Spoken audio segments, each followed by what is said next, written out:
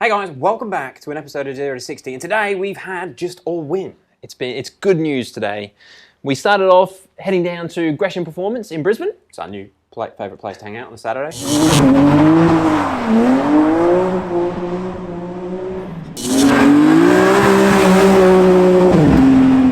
Yeah, when we were there last week, we'd mentioned to Matt about Dave's issue with a axle being stuck. Showed him the video, he thought it was hilarious, and he said that he's got some ideas on how to possibly get it out. We saw he had a 20-ton press, which we hadn't tried yet, had we? Nope. And also, you said somebody suggested something... Yeah, Billy, who has helped out with a little bit on the E39 5. He's got one down in Victoria. He said he's come across it before, and he soaks them in a Chemtech product called Rust Off. Which you had been doing. Yeah, so I got a bottle of that. Jimmy did up on a metal shelf with a bit of wood to make it flat, and literally just poured the rust off in the hub. So it's just been soaking in the axle for about 3 weeks. Yeah. Anyway, we took it down to Gresham. We were expecting Matt to just put it in his 20-ton press, and he said, I've got another idea, and basically he had a rig set up. We've got a video of it, so let's play the video of trying to smash the axle out. Hopefully it doesn't explode the pallet. It'll take quite a few. As long as we sit. We're not too worried about the dust shield. Nah. Bent back. It's fine. He's literally, that'll go on the parts. Just need the axle. He's not. Honestly. Fuck. She's out, Dave. I hate you. So much. And the man that did it all. Yeah, thanks, Matt.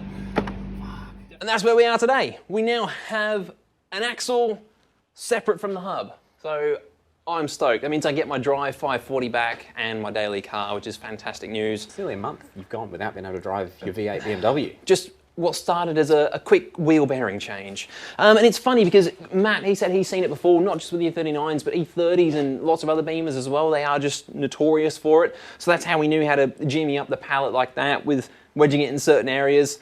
And then also that was a nice trick, holding the ball peen hammer. Seemed to work really well. So thanks to both of those guys. And also there's actually been a couple of guys that have contacted me because of that video, and they're experiencing the same thing. So yeah, if you're one of those guys, hopefully you saw that little clip before. And yeah, that's all you've got to do. Just soak it in the rust off and then whack it with a sledgehammer on another hammer on a pallet, and you should have success. Also, while we were there, we had a bit of a look through the Gresham workshop, as we like to, and he's got some more cool cars in there. But I mentioned it in the last video, Matt thought he had a diff that was going to suit my car, so I went and picked it up today. Now, let's have a closer look at it, shall we? So this is it here. It is a 188 case BMW diff. Now my car being, and we're talking about my 335, it is an late 07 build. Now they were fitted with the small housing diff, unlike the manual late 07s, and also the later automatics also got the good diff, or the early auto. Anyway, long story short, I've got the small diff. Now, Matt picked this up for a really good price. He's actually sold it to me for $800. Now, for an M Factory 1.5 way, which is what is supposed to be inside here, that's a bloody bargain. And it's in a case, so I'm saving a lot of money by doing that. However, it has come out of a, I can't remember the exact model, but it was a 130, and they run a different diff ratio to what the 335s has got. It's currently got a 3.64 diff ratio. Well, that's what it says on the outside anyway. We don't really know what's definitely on the inside, and Matt hadn't had the chance to open it up. Now, he said he bought it from someone that he knows quite well, but he hasn't looked inside of it either. So, we need to crack it open, make sure it's actually got the diff sensor in that it says on the top, and that it's not for an E46 2.8 litre, which is what some of the writing says on it. But I'm pretty confident this is the right case. It looks like the same case as mine. Give it a quick spin, count the rotations to make sure it is right. I'll spin this if you want to count the... All right, go for it. You mark a point? Yep. You get it?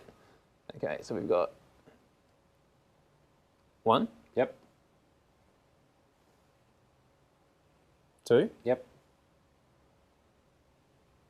3. Yep. And then we'll go 3.5.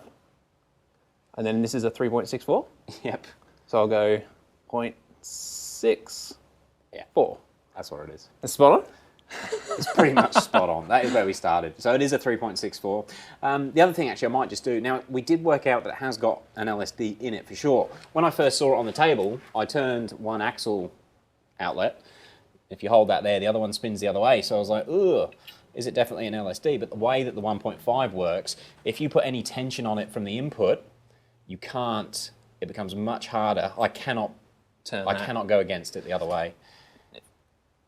Yeah, that doesn't want to spin, doesn't want to open up. It's definitely got some form of LSD in there. Anyway, let's get the case opened up and see what's definitely inside it, shall we? Now, I know a lot of guys were actually talking about or suggested getting the racing diffs, which they're those two pieces. They're basically two plates that press up against the spider gears inside. I was looking at those for my E39, so I will flash up a picture of them because they are a cheap option if you really need an LSD. I think particularly for a car like yours that's pushing some bit serious power, it's not a viable option. No. Matt did say he did drain the oil out of this. He'd never put a diff on the shelf with the oil in it in case it leaks out. But who knows, we might get covered in oil in a second. Yeah, I wasn't too keen on the way those racing diffs work. I mean, don't get me wrong, I'm sure they work. They wouldn't have a product to sell if they didn't work. But I wanted how long? Yeah, that's it. I wanted a proper clutch type LSD. The car's definitely putting out enough power to do it properly. I think that's it. Hey, it's not full of oil. Let's have a look. God, doesn't diff oil just smell nice? Always. Yep, there it is. Nice. I can see the clutch packs. And you can just see that little shape there, which is like a V shape. Hopefully the camera can pick it up. That is the part that makes it a 1.5 way. Having this steep angle, when there's drive coming into the diff, will put a significant amount of pressure on the clutch packs. And then on the deceleration, you get a significantly less amount of pressure. So basically you've got much more of a lock diff on acceleration. It'll slightly lock on decel, but it'll still help with nice turning. Unlike a full-on hardcore mechanical LSD. Which is actually very useful. I was going to say important. It's not important, but it's very useful for a car like yours where you're driving on the street. You don't want to have to. You want to still be able to turn corners without your car pushing forwards. Yeah, 100%. Matt was actually saying Matt is mainly pre 2000 BMW. That's where his sweet spot is. Loves his 36s, 46s, E30s in particular. And he said the E36 M3 onwards is when BMW actually used this style of diff in the actual road car. So it's good to get something like that. I know there are more serious options out there, but I don't plan on doing any circuit work. So hopefully, for what I'm trying to do, the occasional bit of roll racing and having a bit of fun on the street, this should work really well. And yeah, we can just see 1, 2, 3, 4, 5, 6 clutch plates. Shall I just get you to come in close, Dave? Now, I know with these M factory diffs, basically, I'll just go back to that other section here. So you've got this pivot point in the middle. I'm going to call it a pivot point. So as that input spreads the two parts of the center apart, it puts pressure on the clutch plates just on the outside there. And what you can actually do with the M factories, now if I spin them opposite, you can see, hopefully you can see, there's 2 clutch plates on the inside that are spinning, 2 clutch plates that aren't moving, and then there's clutch plates on the outside. And depending on how you stack those clutch plates will actually give you a more aggressive or less aggressive lockup. And the fact that this has, well, 2 plates put together, that's going to be on the softer type of lockup. Now, keep in mind, this has come out of a 130, so it's come out of a car that's got much less power than my car's got.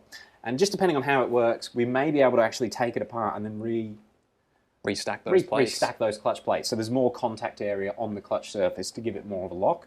But I think for what I'm going to do, I'm going to run it with those clutch plates as is.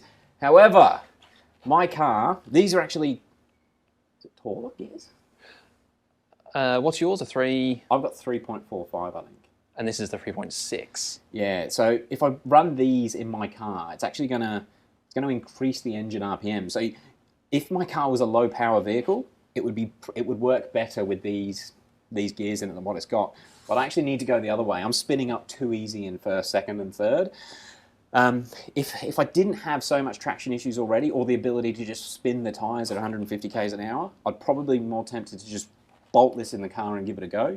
But I think what I'm going to do, I'm going to actually take that diff center out, put it into my housing, and run my diff gears. That way, I'll have the proper gear ratio for what the car's set up for. That's got to be the way to go, isn't it? This is going to just spin up way too much. I don't know. like it will increase the amount of torque going to the wheels. Yeah.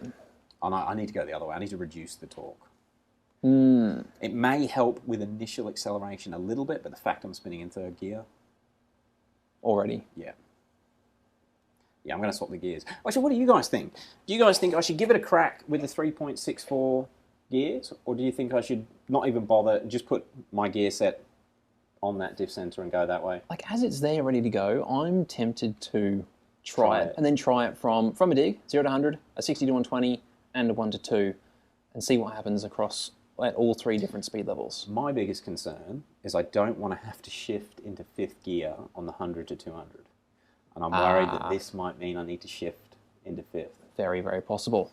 There may be well, Matt said there are calculators where you can sort of put in different values and then calculate at what engine speed with a 3.6.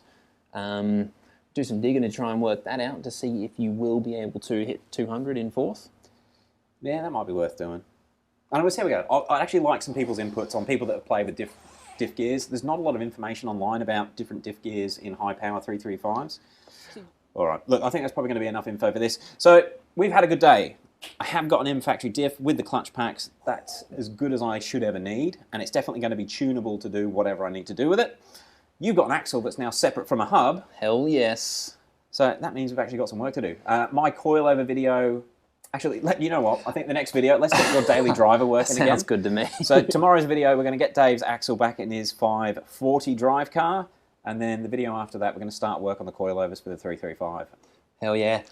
So plenty more work to come, plenty more BMW stuff coming. Stay tuned, guys, and thank you very much for watching as always. Peace.